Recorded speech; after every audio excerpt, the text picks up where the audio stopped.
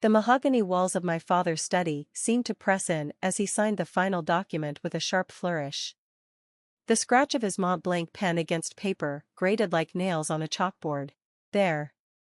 He slid the trust fund transfer papers across his desk without looking up. It's done. All $2 million will go to Jennifer instead. At 28 years old, I was being written off by my family for the last time. Jennifer stood by the window, the glow of city lights catching the smirk she was trying to suppress. My father had just disinherited me, and she was doing a poor job of hiding her satisfaction. Emma, my mother sighed from her perch in the leather armchair. If you had just gone to law school like your sister, if you had just applied yourself. I did apply myself, I said, my voice calm but firm. I watched my father's expression harden. Just not to what you wanted. Playing with computers in your apartment isn't applying yourself, he snapped, rising to his full height behind the desk. Your sister made partner at Thompson & Mitchell at 32. Meanwhile, you're what, building websites for small businesses? Living in that shoebox in the city? I could have told them then. Could have explained that what they saw as playing with computers was actually the development of an AI-powered financial platform poised to disrupt global markets. Could have mentioned the Series B funding meeting I had tomorrow with investors who had already valued my company at $300 million. But I didn't. I had long since learned that my family only saw what they wanted to see. You're right, I said instead, rising from my chair. I'm clearly a disappointment. Jennifer deserves the money more than I do. Jennifer shifted uncomfortably. And for the briefest moment, I saw a flicker of the sister I once knew, the one who used to split ice cream with me after school, who helped me with my math homework before our parents' expectations drove a wedge between us. Emma, she started, but I held up a hand. It's fine, Jen. Really? Congratulations on making partner. You've earned this. I turned to leave, but my mother called after me. At least stay for dinner? Your father booked Lou Bernardine to celebrate Jennifer's promotion. I glanced back one last time, at my father's disapproving frown, my mother's tired concern, Jennifer's mix of triumph and guilt. The walls were lined with law degrees and bar association awards. Not a single trace of me or my accomplishments. I have a meeting, I said. Enjoy dinner. The drive back to the city was quiet, giving me time to think. This had never been about the money, I had more than enough of my own. It was about what it represented. When we were born, my parents had set up identical trust funds for Jennifer and me, meant to be released on our 33rd birthdays. But a clause allowed them to redirect the funds if they decided one of us had failed to meet family standards. Their verdict had been made. My phone buzzed. A text from Maya, my CTO. VCs moved the meeting up to tomorrow. You ready? A slow smile spread across my lips. More than ready. Time to change the game. Back in my apartment, the tiny space my father sneered at, I kicked off my heels and headed straight to my home office. The wall-mounted screens cast a cool glow, displaying real-time data from our AI system's latest test run. Numbers scrolled past, each one validating what we had built. Athena, adaptive trading heuristics and enhanced neural analytics. An AI capable of predicting market movements with unprecedented accuracy, processing millions of data points to uncover patterns human traders could never see. My phone buzzed again. This time, from Jennifer. I'm sorry about Dad. You know how he gets. The trust fund doesn't matter anyway, right? You're doing fine with your computer stuff. Even her apology was laced with dismissal. Thanks, Jen. Enjoy dinner. I turned back to my screens, pulling up the pitch deck for tomorrow's meeting. The numbers were staggering. Our beta tests had shown Athena outperforming traditional trading algorithms by 32%. Major banks were already circling, eager for early access. A soft chime signaled an incoming video call. Maya's face appeared, her usual energy a bit more subdued.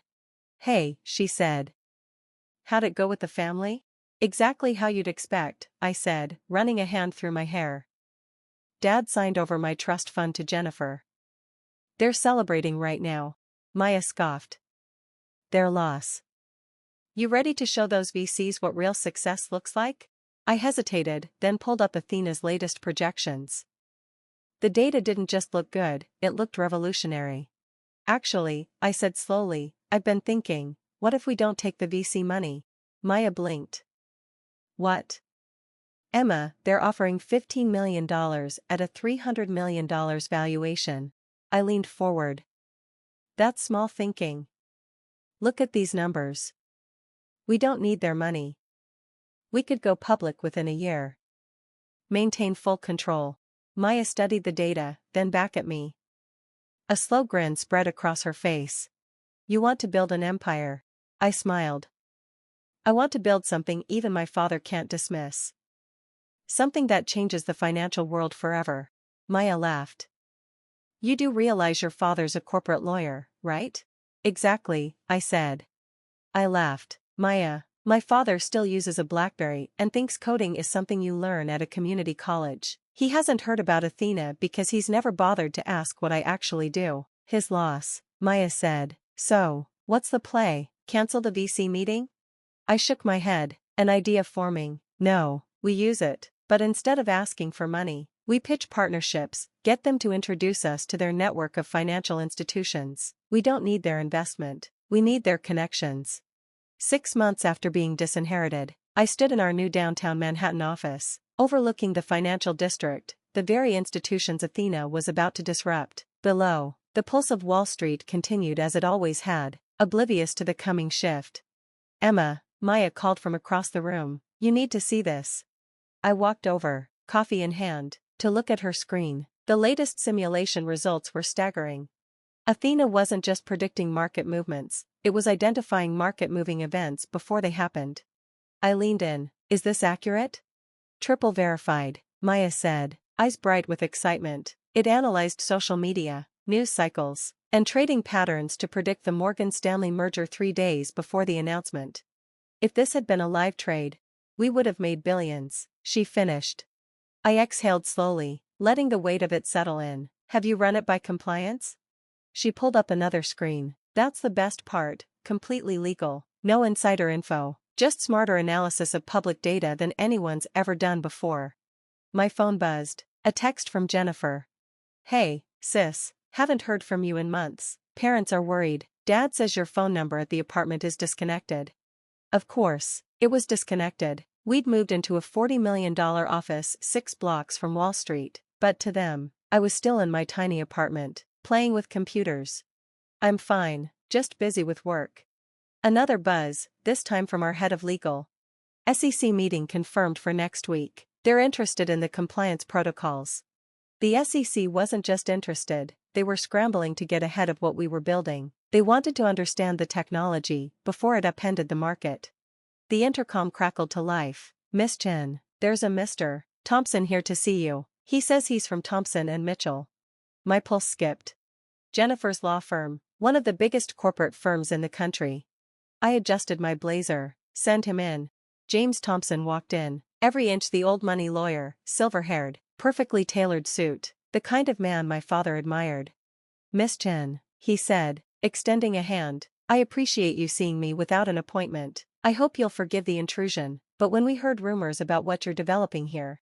You heard rumors? I asked, gesturing for him to sit. From whom? He smiled, smooth and diplomatic. Let's just say certain financial institutions are very interested. They're our clients, and they've asked us to explore potential relationships. I tilted my head. Does my sister know you're here? His smile tightened. Jennifer? No, this meeting is strictly confidential, though, I must admit, I was surprised to learn you were her sister. She's never mentioned that she has a sister who plays with computers? I asked dryly. Maya appeared in the doorway, tablet in hand. Emma, sorry to interrupt, but Goldman Sachs is here for their demo. Thompson's eyebrows lifted at the name. I could almost see him recalculating my worth in real time. I stood. Mr. Thompson, I apologize, but I have another meeting. If you'd like to discuss partnerships, our legal team would be happy to arrange something. He rose quickly. Of course, but, Miss Chen, whatever Goldman is offering, we can match it. Thompson and Mitchell represents half the major financial institutions in the city. I walked him to the door, savoring the moment. It's not about the money, Mr. Thompson, I said. It's about changing the game entirely. I'm sure you understand. As he left, Maya smirked. You enjoyed that, didn't you? Maybe a little. How long until he tells Jennifer? Given that her firm represents billions in financial interests, I checked my watch. About 5 minutes. Right on cue, my phone buzzed. Emma, why didn't you tell me? Jim Thompson just came back from your office. I smiled. Game on. Jennifer looked at me like she'd seen a ghost. What exactly are you working on? I slipped my phone back into my pocket without responding. There would be time for family revelations later. Right now, we had a demonstration to prepare for. The Goldman Sachs team was already waiting in our conference room, 5 executives in expensive suits, doing their best to mask their eagerness. Getting Goldman as an early partner would open every door in the financial world. Ladies and gentlemen, I began, standing at the head of the table. What you're about to see will fundamentally change how markets operate. But first, I need you all to sign these NDAs. The morning of our IPO, I stood before my mirror, adjusting my Chanel suit, not that my parents would recognize the difference. The Wall Street Journal lay open on my desk. The headline splashed across the front page. Athena set to launch biggest tech IPO of the year, expected valuation, $800 million. My phone had been buzzing nonstop for days, first Jennifer, then my mother, and finally, even my father had tried to reach me. I let their messages pile up, unanswered. They'd all be here today. Anyway, the invitations had gone out weeks ago. Ready for this? Maya asked, appearing in my office doorway. She had traded in her usual casual wear for a sharp business suit. Born ready, I replied, picking up my presentation folder. How's Athena performing this morning? Like a dream, she said. The latest analysis shows her predicting market movements with 99.7% accuracy. The trading floor is buzzing. Everyone knows this is going to change everything. We made our way to the stock exchange, where crowds had already gathered. Financial reporters lined the entrance, cameras flashing as we approached. I caught snippets of their commentary. Youngest female CEO to take a company public. Revolutionary AI trading technology already has contracts with major financial institutions. Inside, the exchange was electric with anticipation. Our team had gathered near the podium, along with representatives from every major bank and financial institution in the city. And there, in the front row, sat my family. My father's face was a study in conflicting emotions, pride warring with regret, confusion battling with awe. My mother kept dabbing at her eyes with a handkerchief. And Jennifer just stared at me like she was seeing her sister for the first time. Emma, my father stepped forward as I approached the podium. We had no idea. No, I said calmly, you didn't, because you never asked. Before he could respond, the exchange president called me to the stage. It was time to begin. Ladies and gentlemen, I said, my voice carrying across the suddenly quiet trading floor. 3 years ago, I started coding Athena in a tiny apartment. People called it playing with computers. They said I was wasting my potential. They couldn't see that I was building the future. My eyes met my father's as I continued. Today, Athena processes more financial data in a second than all of Wall Street could analyze in a month. She predicts market movements with near-perfect accuracy, all while operating within strict ethical and legal guidelines. But more importantly, she represents what's possible when you believe in your vision, even when no one else does. The ceremony preceded speeches, handshakes, the ringing of the bell, but the real moment came when our stock price appeared on the big board. The room erupted in cheers as the number soared past our projected opening. By launch, my personal stake in the company was worth over $300 million, more than 100 times the trust fund my father had signed away. After the ceremony, my family approached hesitantly. Jennifer spoke first. Emma, I'm so sorry, she said, her lawyer's composure cracking. All this time, when you tried to tell us about your work. Save it, I said, but not unkindly. You all saw what you wanted to see. My father cleared his throat. Princess, about the trust fund. Keep it, I interrupted. Jennifer earned it, just like I earned this. Sometimes, the best thing someone can do for you is believe you'll fail. It makes success that much sweeter. But we're family, my mother protested. We should have supported you. I looked around at my real family, Maya, and our team, the people who had believed in the vision when it was just lines of code in a tiny apartment. You're right, I said, we are family, which is why you're all invited to dinner tonight. I've reserved the private room at Lou Bernardine. I hear it's a good place to celebrate success. My father's face reddened at the reference to that dinner 6 months ago, but he managed a small smile. We'd be honored. Later that evening, as my family marveled at our company's technology and success over expensive wine, I thought about the long road that had led here. The nights coding while they thought I was wasting time, the meetings they dismissed as playing with computers, the victory they tried to hand to someone else. My phone buzzed. A message from Maya. Stock closed at double our projected value. You're officially a billionaire. I smiled, watching my father try to explain to his country club friends how his disappointing daughter had built an empire right under his nose. Success, I'd learned, wasn't about proving them wrong. It was about proving myself right. Emma, Jennifer said, pulling me aside, I need to tell you something. After Jim Thompson came back from your office that day, I looked up everything I could find about Athena. I started buying stock in every company that showed interest in your technology. I believed in you, even if I didn't show it. I raised an eyebrow. Did you make money? She grinned. Enough to pay back that trust fund 10 times over. Good, I said, because I'm going to need a lawyer I can trust for our next expansion phase, someone who understands both technology and family. Her eyes widened. Are you offering me a job? I'm offering you a chance to be part of something bigger than both of us. What do you say, sis? Ready to play with computers? The next morning, as I walked into our office building, now officially the Athena Tower, I passed a young intern working on code in the lobby during her break. She reminded me of myself, back when everyone thought I was wasting time with computers. Keep at it, I told her. Sometimes, the biggest success stories start in the smallest apartments. She looked up, recognition dawning in her eyes.